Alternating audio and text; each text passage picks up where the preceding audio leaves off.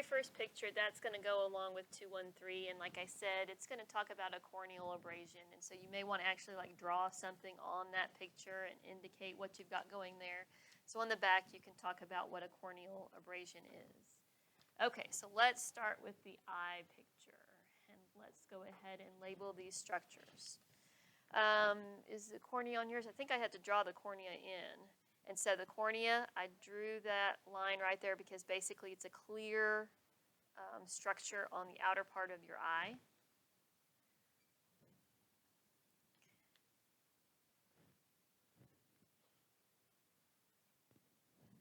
The lens is going to be this convex structure right here.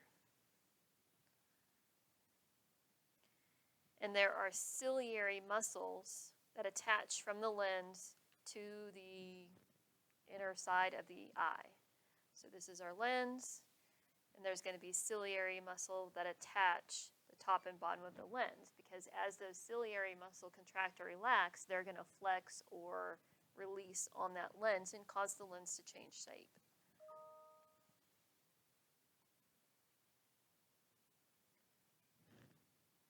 The iris is the colored part of the eye.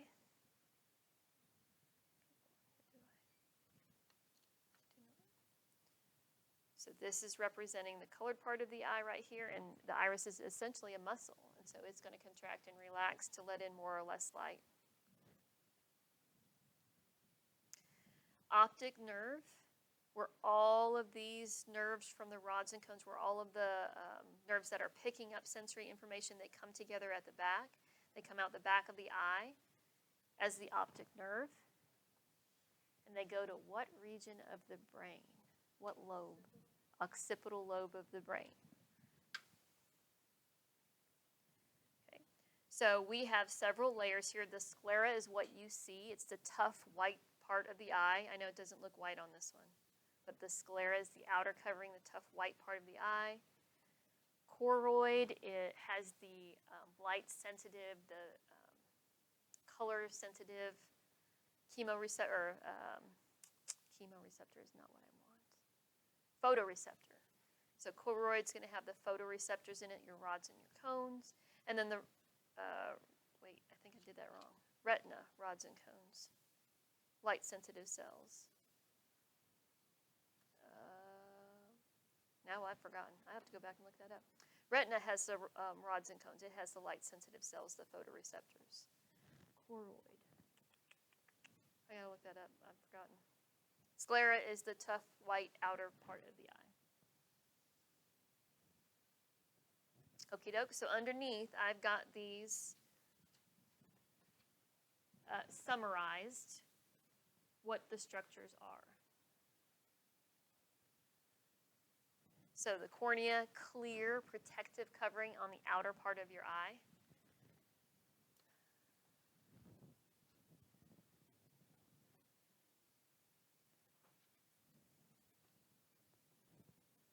Cornea is the clear protective covering.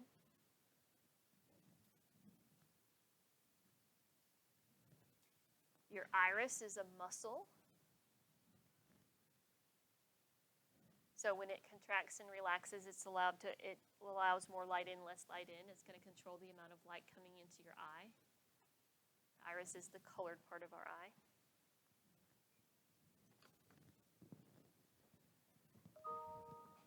Where's the things? The lens is the structure that helps to focus the light.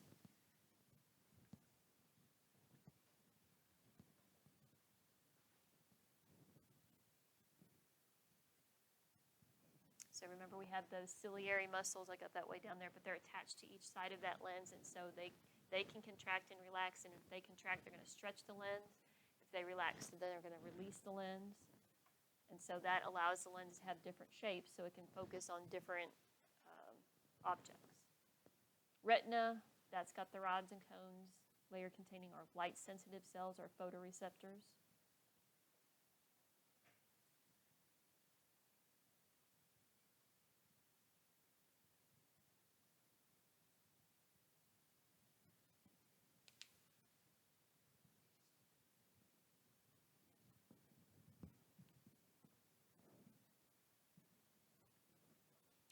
Sclera is the white of the eye that you see. It's a very thick, tough outer covering, protective. Sclera is the thick, tough, white outer covering of the eye.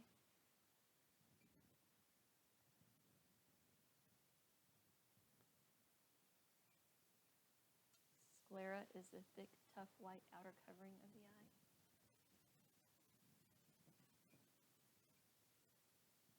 The optic nerve is where all of those photoreceptors come together in the back of your eye and carries it out from your eye to your occipital lobe of your brain. So optic nerve carries sensory information from the nerves in the retina to the brain.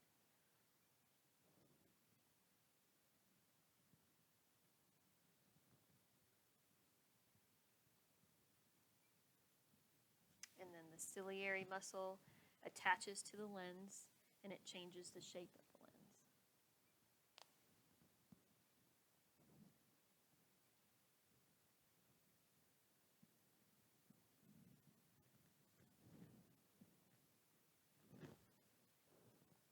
Ciliary muscle attaches to the lens, changes the shape of the lens.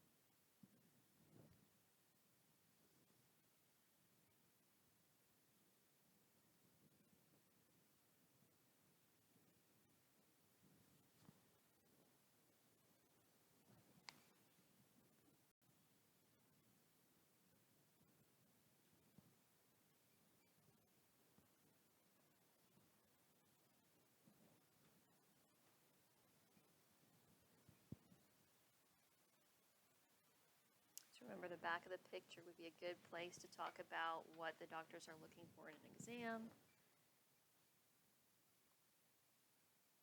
And remember, on the other eye picture, you can kind of draw on the corneal abrasion and give an idea of what that is, what's going on there. Okay, so next, the ear. So underneath the ear, the eustachian tubes are narrow tubes that run from each middle ear to high in the back of the throat behind the nasal passages. Eustachian tubes are narrow tubes that run from each middle ear to high in the back of the throat behind the nasal passages. Eustachian tubes are narrow tubes that run from the middle of each middle ear to high in the back of the throat behind the nasal passages. Eustachian tubes are narrow tubes that run from each middle ear to high in the back of the throat behind the nasal passages.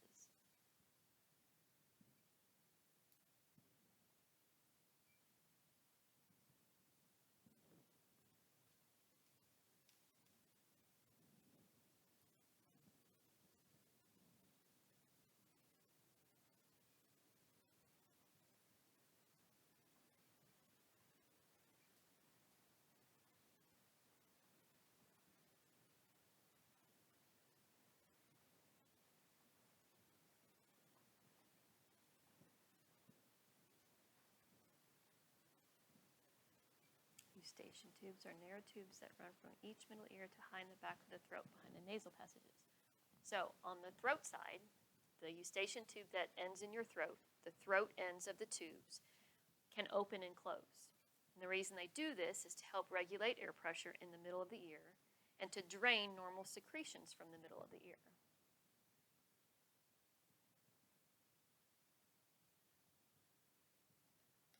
The throat ends of the tubes open and close to regulate air pressure in the middle ear, to drain normal secretions from the middle of the ear.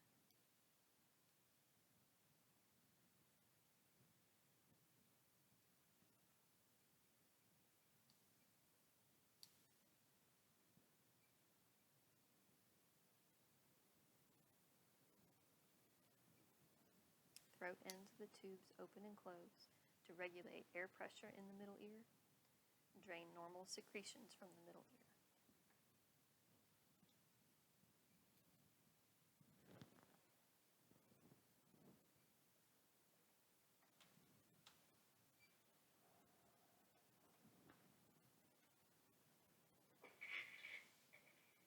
Upon the interruption, we're still in a test message. Again, this is a test message. Message received. Throat ends of the tubes open and close to regulate air pressure in the middle ear. Drain normal secretions from the middle ear.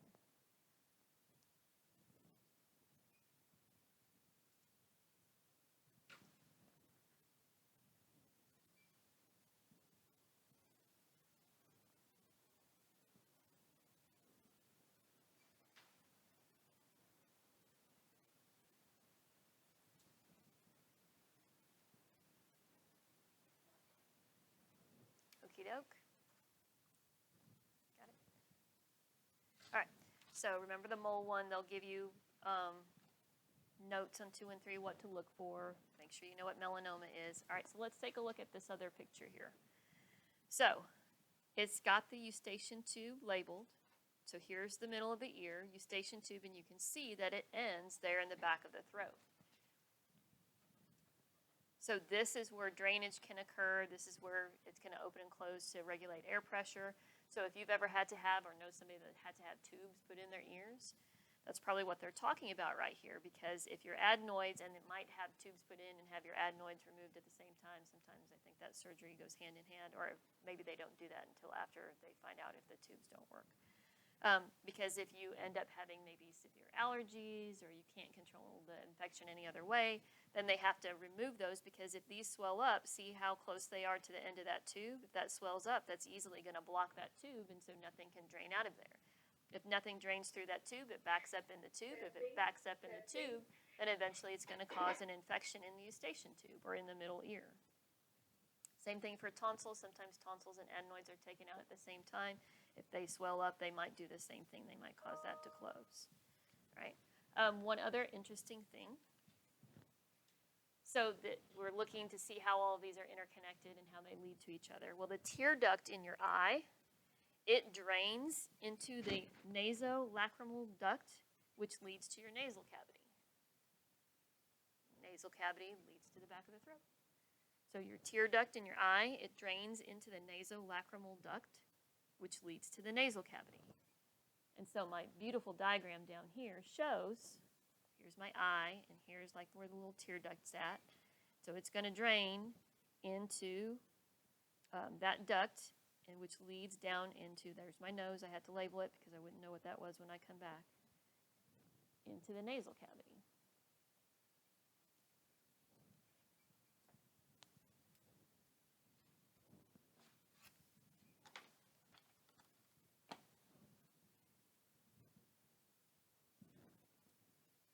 The tear duct of the eye drains into the nasolacrimal duct,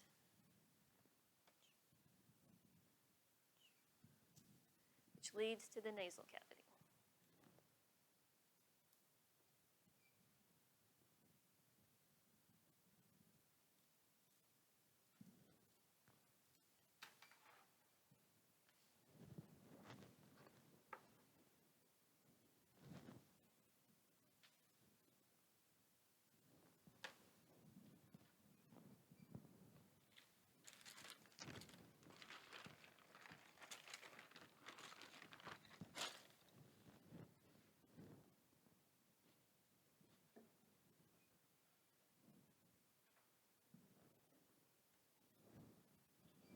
So make sure you put your picture somewhere safe.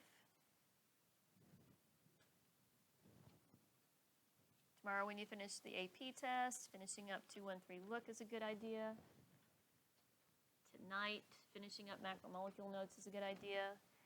There are inserts that go with both the macromolecule notes and the CBC notes, so make sure you picked those up. All right. Oh, did everybody have that? Okay. Oopsies. Dun, dun, dun. What do I have? I have the hearts. tell me, what is this chamber of the heart? Tell me, what is this chamber of the heart? I want to know that chamber of the heart. Please, Lila? This is the right atrium. Very good. Lila, do you know if this is going to have oxygenated blood or deoxygenated blood in it? Very good. Deoxygenated blood. So am I going to mark that red or blue? Is deoxygenated blood really blue? It is not. That's just what we use to signify it. All right. So what is the structure below the right atrium? What is below the right atrium? Gracie? Okay. Do you know, does that have oxygenated or deoxygenated blood? Red or blue? Okay. All right. So on this other side over here, what's the structure on the top? Tell me what's the structure on the top, please, Amanda. Left atrium, oxygenated or deoxygenated blood? Red or blue? Okay, what's the structure that's below the left atrium? Bethany? Left ventricle, oxygenated or deoxygenated? Red or blue? All right, so what about this big wall of muscle that separates those two sides of the heart? What is that called? Big wall of muscle that separates those two sides of the heart. Bobby?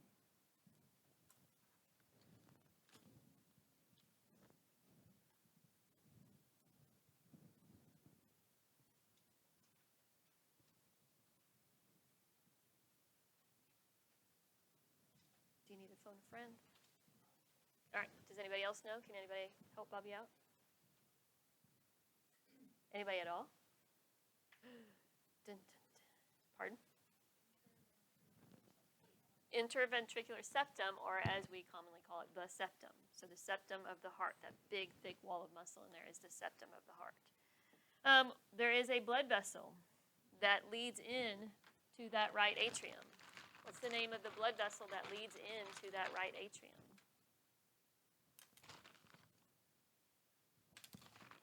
Somebody that's here. Come on.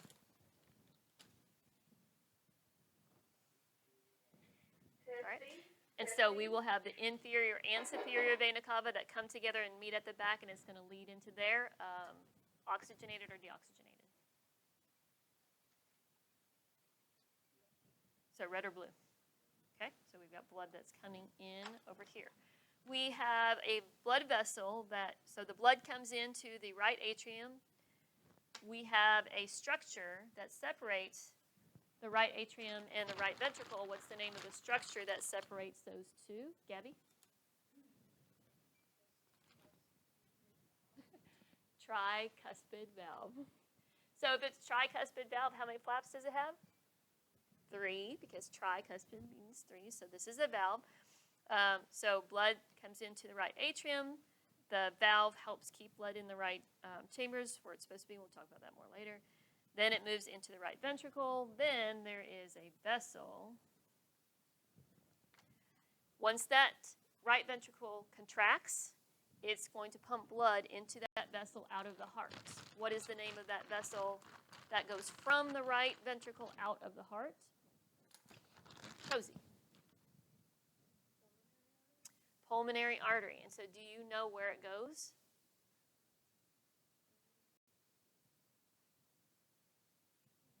Pulmonary artery, where does it go? And how do we know it goes to the lungs?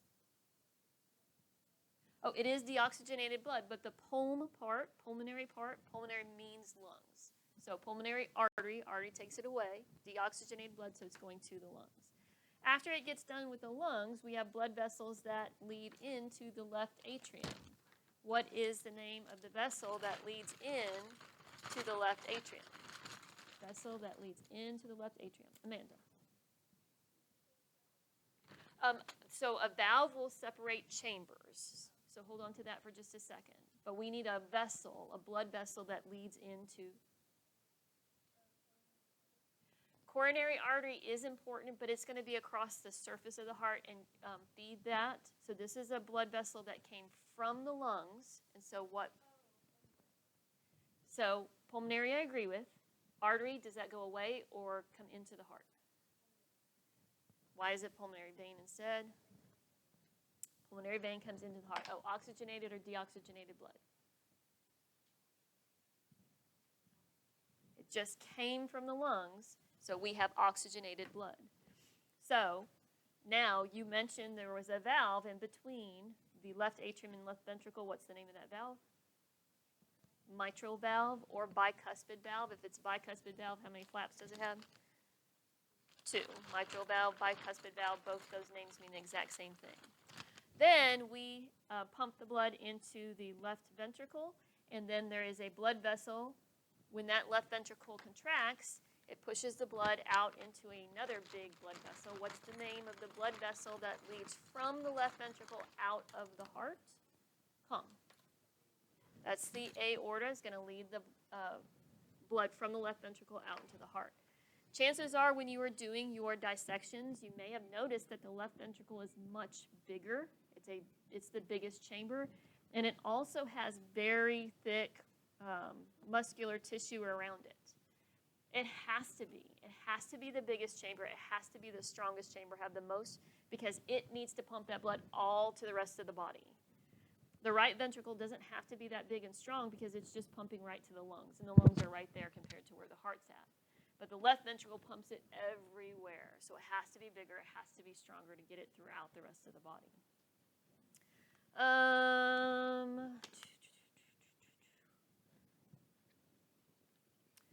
What is the function of the valves? What's the overall function? What's the job of the valves? What are they supposed to do in the heart? The overall function, the job of the valves in the heart. What are they supposed to do? Bobby? Okay, so the valves are important in preventing the backflow of blood. So you had pictures, and I think there was a little video on there. If you hadn't seen that video, go back and take a look at it. So when my atria contract, that pushes blood into the ventricles. That's great, because that's where we want it to go. But when the ventricles contract, the path of least resistance, if there's nothing there, is to go back up into the atrium. But we don't want that to happen. We need it to leave the heart. And so in order for that to happen, in order for it to leave the heart into the appropriate blood vessels, we need those little valves, we need those little doors. So when this ventricle shuts, it pushes the blood up against the valves, but when it pushes the blood up against the valves, it causes them to shut. And so since they shut, it can't go up into the atrium, and it's going to go out to the pulmonary artery or aorta, whichever one we're talking about. So valves prevent the backflow of blood. We talked about the occipital lobe. There are 3 other lobes from way back when. Can you tell me one of those 3 other lobes, function of it, where it's at? Can you do it without looking? Gabby. Yes, where is it at? Sure. And do you remember what it's used for, what it's associated with? You're using it right now. Oh. Problem solving. Oh, why did I do that? Personality, stuff like that's associated with the frontal lobe. All right, give me one of the other 2 lobes, please. Gracie. Where's that at? On the sides of our head. And what's it associated with? Speech, language, things along those lines. Sure. And the last one, what is the last lobe, Bethany?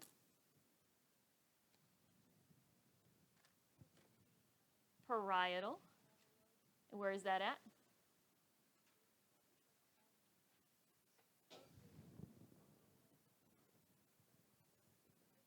Yes, and so what is it associated with?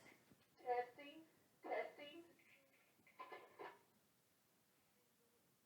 Sensory processing, and that's why we massage the top of our head, is to remember the parietal lobe. Your PBS test isn't until next week, but remember, some of that stuff goes way back. So if you haven't looked at that, if you haven't looked at the Cahoots, the review, any of that stuff, and that's from a long time ago, you might want to double check that. Real quick, take 2 fingers, show me where's your carotid pulse. Carotid pulse.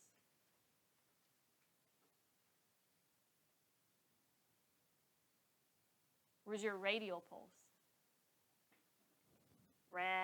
radial pulses on our wrist. So where's the carotid then? That's the neck, temporal. Testing. Temples. It's going to be kind of right about there on your head. Keep in mind submissions that are due. Keep in mind that you got a test coming up tomorrow. I hope you've looked at that as well.